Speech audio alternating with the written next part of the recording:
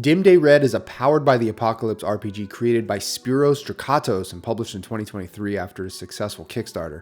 Well, the Quick Start and Setting Companion were published along with cards that you can use to play the game, but at the time of recording, the next zine-sized expansion is about to enter a crowdfunding campaign. In this video, I want to cover that Quick Start and zine that fleshes out the setting and GM tools. This game has some interesting innovations on the standard PbtA rules framework, and the presentation of the rules and setting are really pretty striking. As always, I'm going to give you my honest opinion about what I like and I don't like about this game, insofar as I'm able to assess from the 70 or so pages of materials that were provided to me by the publisher. I'll leave links down below to where you can sign up for the launch of the next expansion of this game if you're interested, as well as where you can get the zines and cards that make up the materials I'm reviewing in this video. I've been rifling through this deluxe Quick Start pack here. There are lots of cool artifacts. This is a map of the game's primary setting, a city called New Bond. It's got enough story potential to serve as the only backdrop you'll need for this game. This is an actual comic book written by the game's creator and illustrated by an artist from the game. You don't see this too often. It's a really nice way to get everyone's head into the space prior to a first session. Then we get to the first of the two booklets.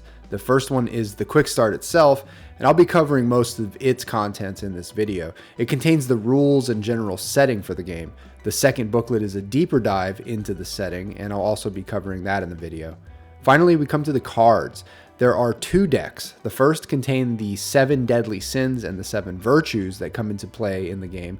I'll go over the mechanics in a bit, but I think this is the first moment for me that I really felt the visual impact that this game has. Even if playing on a virtual tabletop, being able to award these cards to player just gives the whole session a very cool aesthetic. The second deck of cards comes in a sort of accordion thing, which is pretty much the only way to flat pack a deck of cards in any sort of orderly way, but it's still a little weird. These cards are each traits called Moribus. Players will occasionally draw one and assume the trait that is on the card. Just having the rule right there on a piece of cardstock to read is really nice from a player perspective, but obviously the artwork is really evocative as well. But let's go ahead and jump into the actual Quick Start booklets for this game and see what it's all about. So the premise of Dimday Red is that the Earth's orbit was knocked off kilter and it has started drawing closer to the sun. This immediately caused a climate catastrophe that led to the world's population emigrating south en masse and reorganizing itself into several what are essentially city-states. Now, this is not a geopolitically minded game, and the description of the world leans more on the fantastical than the plausible or realistic. Think more like the backdrop of a really slick Netflix animated series than a backdrop for a 600-page novel. Of those several city-states that I mentioned, this game focuses on one, New Bond, the capital of Pan-Europa, which is more or less a wasteland outside the city walls. New Bond is located on the site of the former city of Cairo. Due to the solar and climate chaos of the planet, this city and presumably every other one on the planet operates at a technological level of the 1800s. And there is no more democracy, just 8 families that control everything, and society is stratified into 4 castes. 3 of the 4 of these castes live miserable lives. The population of the lower castes can also be divided into 9 or so factions. Just as a note here, I was not able to glean much importance or bearing these castes have on the setting or the play experience, so I'm hoping that there is more to these factions in the full game. Mutations, on the other hand, do have an outsized role on the play experience, being the defining factor of your playbook. In the wake of environmental catastrophe, some humans developed mutations that gave them special powers. These mutations are described as all being fatal, but it's not clear how much time mutated characters have left. On the one hand, it would be kind of depressing if they only had a few weeks or months left to live. On the other, if their life was merely foreshortened by 10 or 15 years, that wouldn't have much impact either. There's actually no game mechanic that addresses lifespans or anything like that, so I guess it's up to you to define fatal when describing these mutations. But actually, on the subject of time running out, Earth in this setting has exactly 52 years left before it's essentially fried by the sun. Again, there really isn't a game mechanic, such as a clock or a countdown of any sort, to make this real to players. It's just sort of a background detail. So yeah, creating a character involves picking an archetype, and this Quick Start includes 5. Marble Eyes have enhanced eyesight and mental foresight, Hard skins have hardened flesh that can form into shields and blades. Zealots have superhuman focus. Old boys are mechanically inclined, and Augs are proficient in technology. Any given group of players is not supposed to pick two of the same archetype. The 4 core stats of the game are referred to as quirks. Affinity dictates your charisma, ego is the strength of your will, intelligence is your critical thinking and problem solving, and passion is your physical prowess and combat skills. When starting a new character, one of these quirks gets +1, and they all have a range of -3 to +3. This is a powered by the apocalypse style game, which essentially means that the players can describe their characters as doing anything in the fiction, but certain actions will trigger a so-called move, and many of these moves will require a roll of the dice. Standard PbtA games will have you rolling 2d6, but this game has you rolling 2d8, where the numbers 1 through 7 are added together, but 8s count as zeros. It's an interesting take on the standard dice, and the inclusion of the possibility of rolling an actual 0 means you can incur a holy mess on top of your more familiar 3 dice outcomes. There are special moves for every archetype, but the characters also get these basic moves.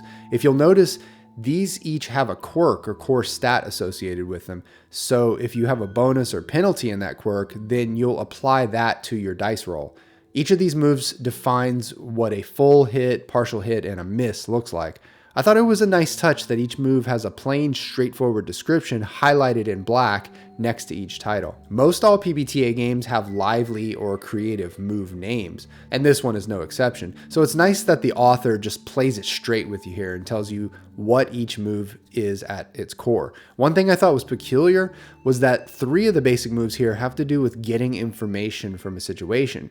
Anytime you want to know what a PbtA game is wanting you to do as a player, you look at the moves, and in this case, it would seem that figuring things out in the fiction is a somewhat emphasized activity. The Moribus cards, which we saw a few of a minute ago, are one of the interesting additions to your standard rule set. There are 49 Moribus cards, which are traits, and they're each associated with either the 7 deadly sins or 7 heavenly virtues. From time to time in the course of the game, you will get to draw one of these cards or roll 2d8 on a chart in the quick start in order to get a trait. That trait will add a tick on either your sins or virtues track and also give you a one-time perk that you can use. This sins and virtues track, called your tenets, is the defining factor of your character's psyche and their ever-evolving morality. When you fill up a gauge in one direction or the other, you can obtain one of the 7 sins or virtues themselves, which come in the form of a powerful move. Leveling up is pretty straightforward. You earn XP or passage points either by rolling a 0, that's an 8 if you're using regular D8s, getting them from certain Moribus cards, or from the GM after certain events. And when you get them, you mark them down on either the light or darkness side of a track. When one or the other side of this track fills up all the way, you mark a level for that side and restart the track. Every 5 levels that you get on one side will give you a +1 to the perks you have for that side and will generally make you more impactful in one side or the other. You can also play towards equilibrium, which mechanically gives you the advantage of acquiring more Moribus and speed towards virtue and sin more quickly, but you won't level up light or darkness very quickly, if at all. Pivot points are another innovative feature of this game, where anytime there is a hugely critical point in the fiction, all players involved will reset all of their current passage points, give up their tenant cards and their advancements earned by leveling up. Depending on how many levels they had earned up to that point, they will get one of 3 levels of permanent pivot perks. Notice that although you lose some of your more ephemeral features for your character, you have a chance at gaining permanent increases in a core stat. Convergence is yet another novel feature of the game, where all characters are placed into one of 5 social levels with respect to the player character. These so-called circles of convergence range from affection to apathy to rancor. In order for the bonus to kick in, any 2 characters need to be in the same or friendlier circle between the 2 of them. The DM controls the convergence status for each character, and these will evolve over the course of play. And some sins and virtues also influence convergence. If 2 characters find themselves in the same affection circle, they can initiate a special convergence move specific to their archetype. Heat is a measure of your body's temperature, and there are a lot of places in the game where your character's heat level is affected. At level 3 and up, heat will start piling on harm and roll penalties that can be pretty severe. You can reduce your character's heat level by resting, staying hydrated, or calming yourself mentally, which I found interesting because those aren't really moves. And since this is PbtA, if it's not a move and it's something reasonable like resting for a minute or taking a swig of water, then it just happens in the fiction. So I'm not sure how a GM would make this economy of heat points really something to worry about. As far as damage, sometimes you take on harm points, either from a bad move roll or if you've somehow let your heat get too high. Once you get to 7 harm, you enter purgatory and either choose to die or take on a -1 to one of your core stats. According to these descriptions, you're not really supposed to dock the point and move on. Players are supposed to weave the so-called misery into their character's psyche. So really, by the time they've picked up 3 or 4 of these, their character could be a real wet blanket to the rest of the group. By far my favorite mechanic here is the Exodus move. Every archetype has their own, and it's basically a move that triggers when you decide your character is going to die or be withdrawn from play. In every case, the move offers an impactful scene-stealing event, and it's a great way to handle characters leaving the fiction permanently. There's a fair bit of guidance for the GM, or Doommonger as it's called in this game, and they have their own set of moves, although I've always thought of these as guidelines rather than actual moves. But these are all great. The whole idea behind PbtA games is to keep the story moving forward and to keep your players immersed in it, and this sums up most of the tools and principles you would use to accomplish that. I'm not going to go through all 5 playbooks that come in this quick start, but I do want to cover one as an example. One of the greatest features of PbtA and Forged in the Dark games for that matter is that the character sheets often encapsulate all of your character's unique options. So for example, this playbook, which is a 2-pager, contains all of the options and questions to inspire the narrative details and backstory of your character and all of their starting gear. And on the opposite page, you have all of your unique moves. Basic moves would have to be printed out on a separate sheet of paper, but the things that make the Hardskin archetype unique are all right here. And just for the record, the Hardskin's moves involve controlling their hardened skin tumors and instantly shaping them into shields and blades and the like. This game takes a very comic book approach to mutant powers. I think one other thing I'd like to point out is that every single move in this game has its own icon. This may not have much bearing on gameplay or anything, but it's visually very vibrant and interesting, and it would probably look really cool if implemented well in a virtual tabletop. Notice is the name of the companion zine that came with the quick start in this last Kickstarter, and is more or less an expansion of the game's GM tools. There is some redundant information here that I'm sure will all get consolidated in the final core rulebook. I'm just going to cover the new information that is found in this 32-page document. I do appreciate how straightforward this timeline is. There really isn't much history that you have to keep track of.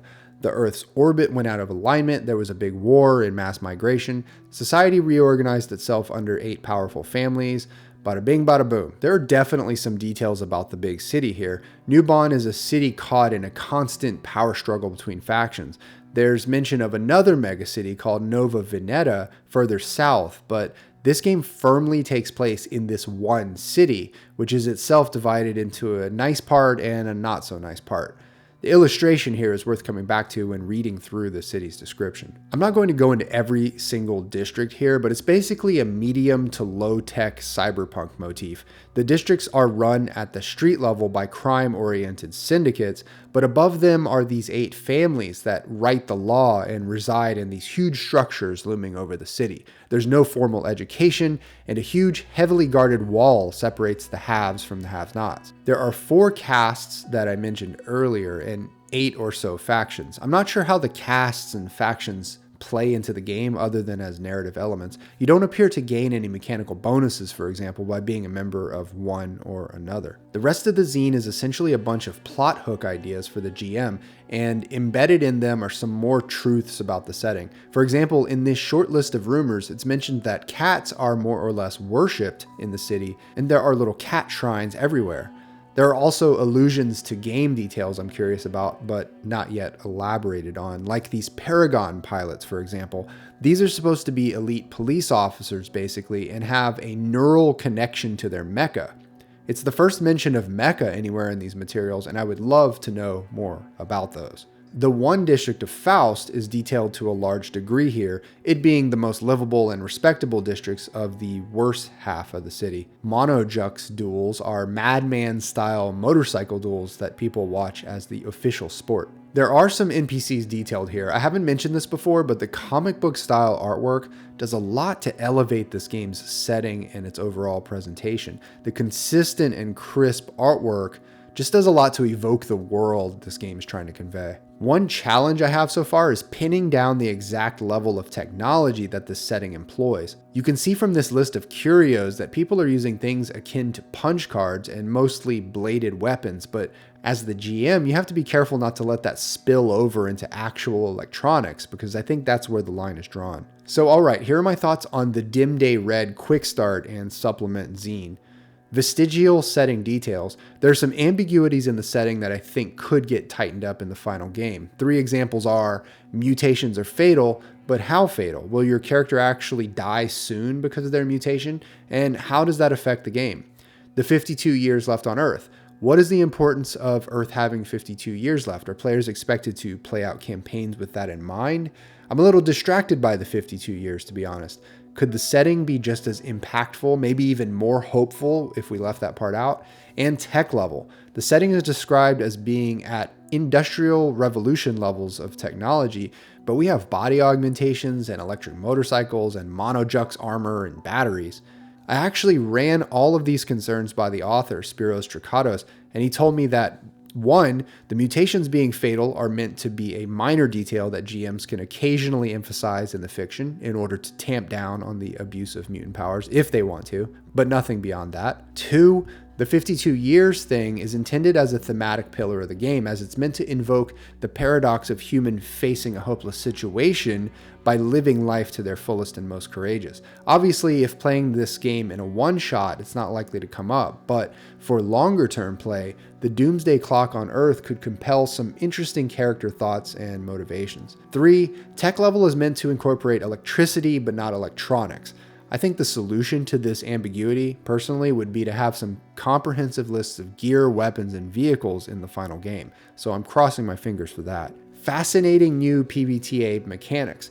There is this unified theme of morality encapsulated in the darkness and light track, but also in the tenets, where you are constantly being pulled on a spectrum.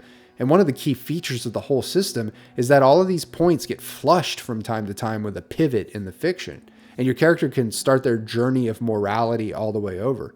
Usually in PbtA games, you just max out and have to start a new character. Visual presentation. As I mentioned, I think the graphic novel aesthetic does a lot to make the setting and the mechanics come alive. The iconography on all the cards have a sort of modern epic apocalypse look, and the general layout of the books is very clean and accessible. D7 plus 0 dice. It's pretty refreshing to see a dice system for a PbtA game that uses something other than D6. And in this case, it's not even really 2D8. Since the 8s are meant to be 0s, it's really 2D7, which of course affects the probabilities a bit. And the 0s are a major driving force in leveling you up at a relatively fast rate. Overall, I'm looking forward to seeing the next expansion zine package of Dimday Red. Clearly, the game has already spent a lot of time in the oven. You can tell there's a lot of passion poured into this project so far, and that's accompanied by some sharp choices in game design as well as visual design. The second zine on Kickstarter is supposed to be the second of 5 that expand on various districts of the center, and will have 68 pages instead of the 28 that the first zine had. It will also include an official adventure. The Quick Start's rules will also be expanded with one-shot ideas and 2 more playbooks. There will also be a pretty unique map of the region being covered, as well as some custom D8 dice for early backers.